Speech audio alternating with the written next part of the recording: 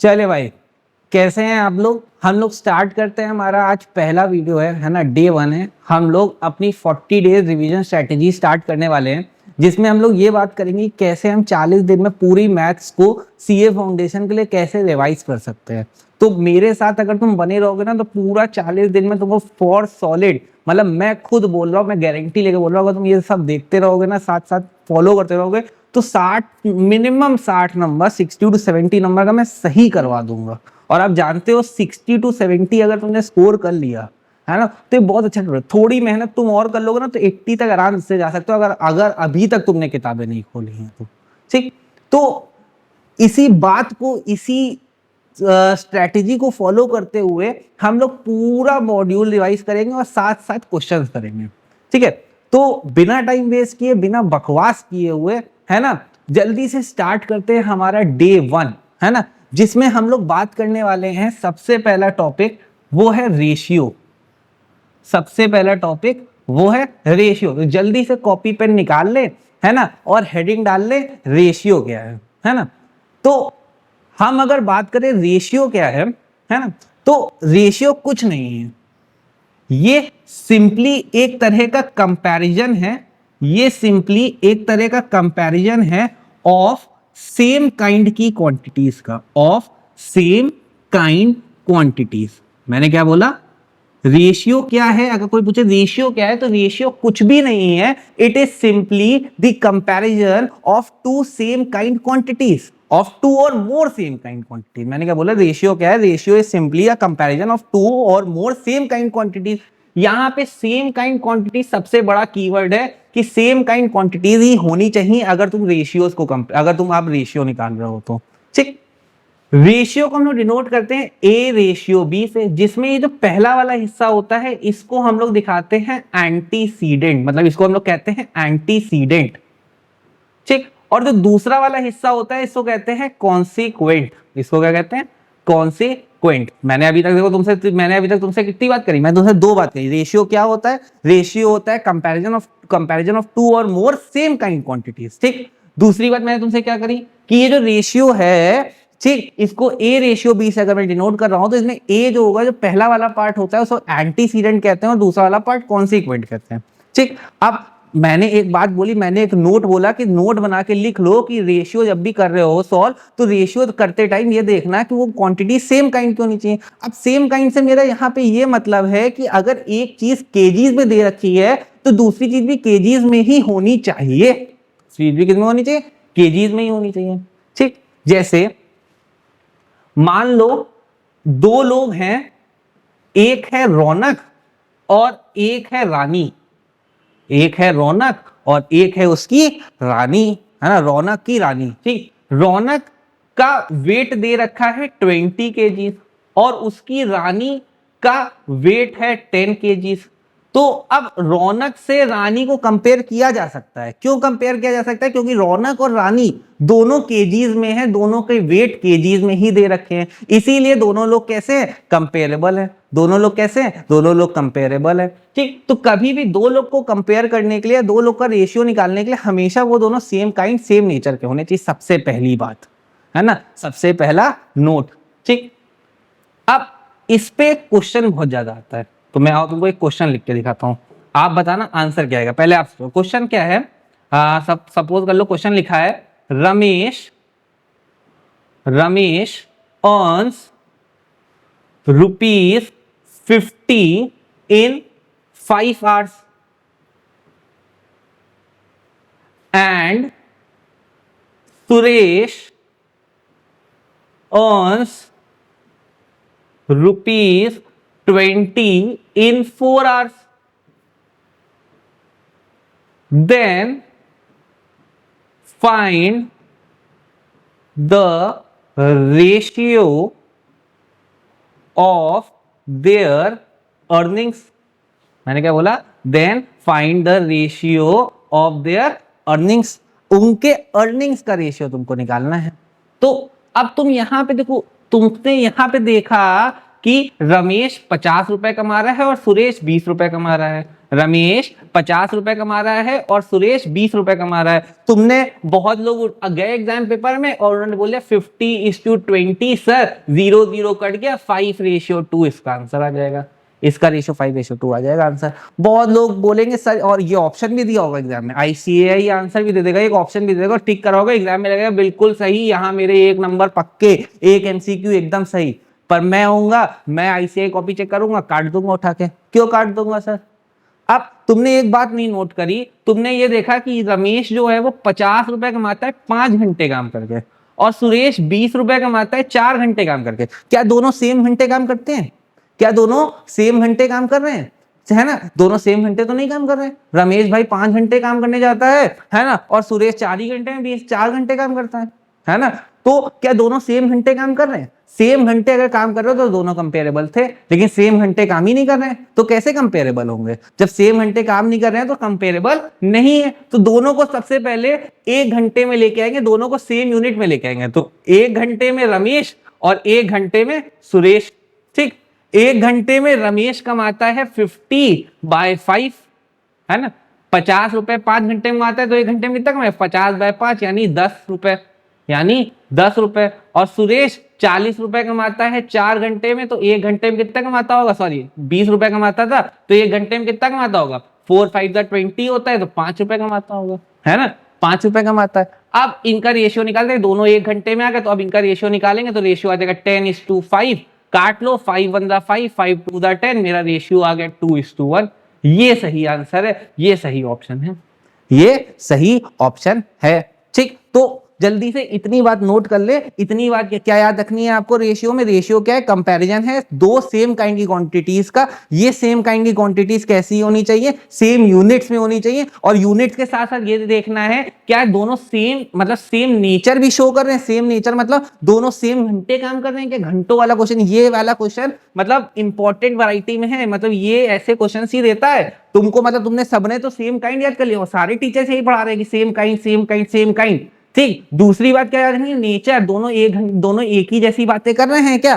दोनों सेम घंटे काम करने जाते हैं, तो दोनों सेम ऑफिस जा रहे हैं, सेम घंटे काम कर रहे हैं, तभी तो कंपेरेबल है। अब ऐसा नहीं होना चाहिए कि दोनों इंसान अलग अलग घंटे काम करें, तो कंपेरेबल ही नहीं है ना। पहले दोनों को सेम कंपेरेबल यूनिट्स में लाना पड़ेगा, दोनों को 1 घंटे में लाया है मैंने।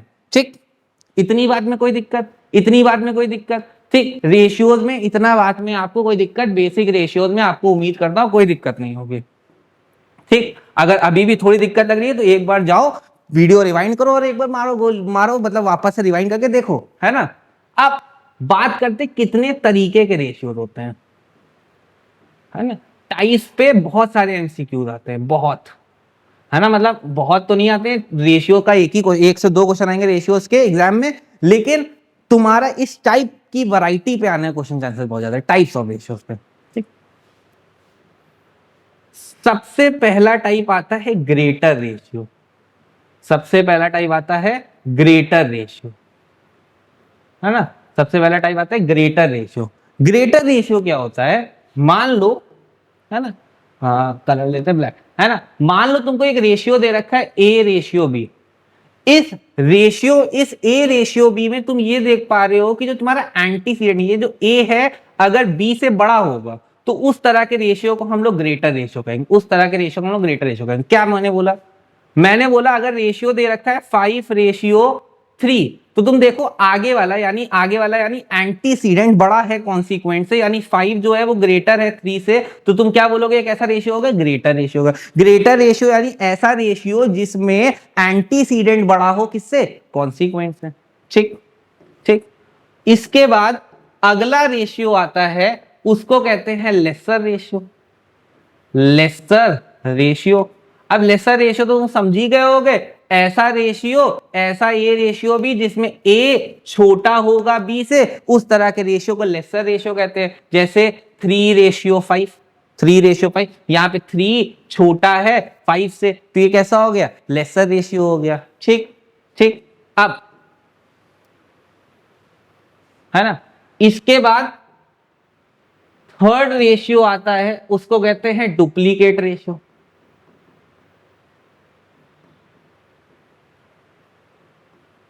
थर्ड रेशियो आता है डुप्लीकेट रेशियो। डुप्लीकेट रेशियो क्या है? डुप्लीकेट रेशियो यानी अगर आपको ए रेशियो बी दे रखा हो, आपसे बोल रहा है इसका डुप्लीकेट रेशियो निकालो, डुप्लीकेट रेशियो इसका निकाले, तो डुप्लीकेट रेशियो निकालने के लिए आप क्या करोगे, जो भी रेशियो दे रखा है आप बस उसका स्क्वायर कर दोगे, मतलब ए स्क्वायर रेशियो बी स्क्वायर। यानी अगर आपको 2:3 दे रखा है और आपसे बोल रहा है इसका डुप्लीकेट रेशियो बताओ, तो तुम क्या कर दोगे, 2 का स्क्वायर रेशियो बी 3 का स्क्वायर, तो कितना हो जाएगा 4:9। ये डुप्लीकेट होगा। डुप्लीकेट रेशियो मतलब, डुप्लीकेट मतलब आपको क्या करना है, स्क्वायर करना है बस, ठीक। चौथी बात, चौथा रेशियो है ना, चौथा रेशियो आता है ट्रिप्लीकेट रेशियो। ट्रिप्लीकेट रेशियो, ये क्या होता है, ट्रिप्लीकेट रेशियो। आपको अगर ए रेशियो बी दे रखा है तो ट्रिप्लीकेट रेशियो मतलब हो गया, आप क्या कर दोगे, क्यूब कर दोगे, a cube ratio b cube, cubing कर देनी है तो ट्रिप्लीकेट हो जाएगा। मतलब अगर 2:3 दे रखा है, इसका ट्रिप्लीकेट रेशियो निकालना है तो 2 क्यूब रेशियो 3 क्यूब, ठीक। तो कितना हो जाएगा 8 सॉरी हाँ 2 का क्यूब 8 और 3 का क्यूब 27, 8:27 आंसर। ये हो गया मेरा ट्रिप्लीकेट रेशियो, ठीक। इसके बाद फिफ्थ टाइप आता है सब डुप्लीकेट रेशियो, है ना, सब डुप्लीकेट रेशियो। सब डुप्लीकेट, यहां पे सब SUB सब, ये जो वर्ड लिखा है ना, ये सब डुप्लीकेट रेशियो का मतलब है कि तुमको क्या कर देना है, उसका अंडर रूट कर देना है, उसका स्क्वायर रूट कर देना है, square root A ratio square root B. यहां पे सब का मतलब है स्क्वायर रूट, यहां सब का मतलब है स्क्वायर रूट, है ना। तो कभी भी सब डुप्लीकेट बोल रहा हो तो देखो, डुप्लीकेट बोल रहा है स्क्वायर, लेकिन सब डुप्लीकेट बोल रहा है तो स्क्वायर रूट, है ना। तो अगर आपको दे रखा है 25 रेशियो 81, तो तुम क्या कर दोगे, square root of 25 ratio square root of 81, तो कितना हो जाएगा 5, है ना। 25 का स्क्वायर रूट 5 और 81 का स्क्वायर रूट 9, 5:9 आ जाएगा। ये सब डुप्लीकेट रेशियो हो गया, ठीक। इसके बाद इसी से मिलता जुलता आता है ना, इसी से मिलता जुलता आता है, इसको कहते हैं ट्रिप्लीकेट रेशियो, है ना। इसको क्या कहते हैं, ट्रिप्लीकेट रेशियो, है ना, सॉरी सब ट्रिप्लीकेट रेशियो। ट्रिप्लीकेट तो बता दिया, सब ट्रिप्लीकेट रेशियो। ये क्या है सर, अगर आपको ए रेशियो बी दे रखा है तो सब ट्रिप्लीकेट रेशियो मतलब क्यूब रूट, देखो मैंने स्क्वायर रूट बनाया था, उसका छोटा सा 3 लिख दिया, मतलब क्यूब रूट हो गया, cube root A ratio cube root B, है ना। तो अब जैसे दे रखा है 125 रेशियो 216, तो इसका अगर मेरे को सब ट्रिप्लीकेट निकालना है तो cube root of 125 ratio cube root of 216, तो 125 का क्यूब रूट कितना होता है 5। तुम 125 को तोड़ो तो 5 इंटू 5 इंटू 5 3 बार करोगे तो 125 होगा। 216 करोगे तो किसका क्यूब रूट होता है 6 का, 6 इंटू 6 36, 36 इंटू 6 216, ठीक है। इतनी बात में दिक्कत है ना। तुमको अभी तक मैंने 6 टाइप्स ऑफ रेशियो बताया। सबसे पहला क्या बताया, greater ratio, lesser ratio, duplicate ratio, triplicate ratio, sub duplicate ratio, sub triplicate ratio. सिर्फ तुमको मतलब मालूम होने चाहिए, बस इतने। अभी क्वेश्चन कैसे आएंगे वो हम लोग वीडियोस में जैसे जैसे बढ़ते जाएंगे वैसे वैसे देखते जाएंगे। अभी मैं तुमको सिर्फ कॉन्सेप्ट सिखा रहा हूँ, तुमको कॉन्सेप्ट याद करने, कॉन्सेप्ट देखने हैं, ठीक। अब जल्दी से क्लियर करते हैं, ये 6 रेशियोज हो गए अभी तक। अब आता है 7th रेशियो। ये 7th रेशियो क्या है ना, ये 7th रेशियो क्या है ना। अगला 7th रेशियो आता है वो है इनवर्स रेशियो, वो है इनवर्स रेशियो। इनवर्स रेशियो क्या होता है, अगर आपको ए रेशियो बी दे रखा है तो इनवर्स रेशियो मतलब हो गया बी रेशियो है। इनवर्स मतलब उल्टा, इनवर्स मतलब उल्टा, बार बार बोलो मैं ऐसे, इनवर्स मतलब उल्टा, इनवर्स मतलब उल्टा। तो इनवर्स रेशियो मतलब क्या हो गया, ऐसा रेशियो जिसमें हम एंटीसीडेंट को कॉन्सिक्वेंट बना देंगे और कॉन्सिक्वेंट को एंटीसीडेंट बना देंगे, उस तरह के रेशियोज को इनवर्स रेशियो कहते हैं, ठीक। तो इनवर्स रेशियो होगा, जैसे अगर 2:3 दे रखा है तो इसका इनवर्स रेशियो क्या हो जाएगा, इसका इनवर्स रेशियो हो जाएगा 3:2, ठीक। इनवर्स रेशियो मतलब उल्टा, यानी तुमको क्या कर देना है, रेसिप्रोकल कर देना है, ठीक। ये 7 रेशियो हो गए। 8 और इंपॉर्टेंट रेशियो, यहां से क्वेश्चन आएगा, है ना। अगला एर्थ टाइप ऑफ रेशियो आता है, उसको कहते हैं कॉन्टिन्यूड रेशियो, है ना। ये कैसा रेशियो है ना। कॉन्टिन्यूड रेशियो समझने के लिए मान लो अगर आपको एक रेशियो ए रेशियो बी दे रखा है 2:3 और आपको एक दूसरा रेशियो बी रेशियो सी दे रखा है, वो मान लेते दे रखा है 5:4, आपसे बोल रहा है A ratio B ratio C निकालो, मतलब तीनों को कंबाइन करके तीनों को कंटिन्यू करके लिख दो, तो कैसे निकालेंगे, है ना। आप यहाँ पे ये देख पा रहे होगे कि यहाँ का बी और यहाँ का बी एकदम कॉमन है ना। यहाँ का बी और यहाँ का बी एकदम कॉमन है, तो देखो यहाँ की डिजिट और यहाँ की डिजिट भी कॉमन होनी चाहिए थी, तब हम लोग कॉन्टिन्यूड फॉर्म में कंबाइन करके लिख सकते थे। तो दोनों की डिजिट सेम कर देते। कभी भी कॉन्टिन्यूड रेशियो निकालना होगा तो जो कॉमन एलिमेंट है वो डिजिट सेम कर देंगे। सेम करने के लिए क्या करोगे, तुम यहाँ वाले 5 से मल्टीप्लाई कर दोगे इधर और यहाँ पे 3 से मल्टीप्लाई कर दोगे। तो अब देखो जब अंदर 5 से मल्टीप्लाई करोगे तो ये हो जाएगा 10, है ना, और इसको मल्टीप्लाई करोगे तो ये हो जाएगा 15, इधर मल्टीप्लाई करोगे 15 और इसको करोगे तो 12, है ना, इधर करोगे तो 12, है ना। तो तुम ये समझ पा रहे हो, तुम देख भी पा रहे होगे कि ये 15 कॉमन हो गया, तो A 10 हो गया, 15 B दोनों में कॉमन हो गया और C तुम्हारा कितना हो गया 12 हो गया। ये कॉन्टिन्यूड रेशियो हो गया। कॉन्टिन्यूड रेशियो मतलब दो रेशियोज जो दे रखे हैं, 3 रेशियोज दे रखे हैं, उनको क्या कर देना है, उनके कॉमन वाले एलिमेंट को तुमको क्या कर देना है, सेम कर देना है। ठीक, एक और एग्जांपल लेते हैं। मान लो तुमको A रेशियो B दे रखा है 5:6 और तुमको B रेशियो C दे रखा है यहाँ पे 3:2, है ना। अब तुमको क्या निकालना है, A ratio B ratio C, तो तुम देखोगे यहाँ पे B कॉमन है, तो ये वाले एलिमेंट को सेम करना है। तो ये पहले से 6 है, ये 6 है, इसको अगर इस 3 को 6 बनाने के लिए मैं क्या कर दूंगा, 2 से मल्टीप्लाई कर दूंगा। तो देखो 2 इंटू 3 कितना हो गया 6 और 2 इंटू 2 हो गया 4, और ये वाला रेशियो ऐसे ही छोड़ दिया। क्या रेशियो है 5:6। अब देखो ये भी 6 ये भी 6, यहाँ मल्टीप्लाई करना मतलब तुमको सेम करना है, जरूरी नहीं है कि दोनों तरफ ही मल्टीप्लाई करो। तो अब बन गया 5:6:4, है ना। एक और एग्जांपल लेते हैं, आ जाओ, है ना, 2 से नहीं समझ में, एक और लेते हैं एग्जांपल, है ना।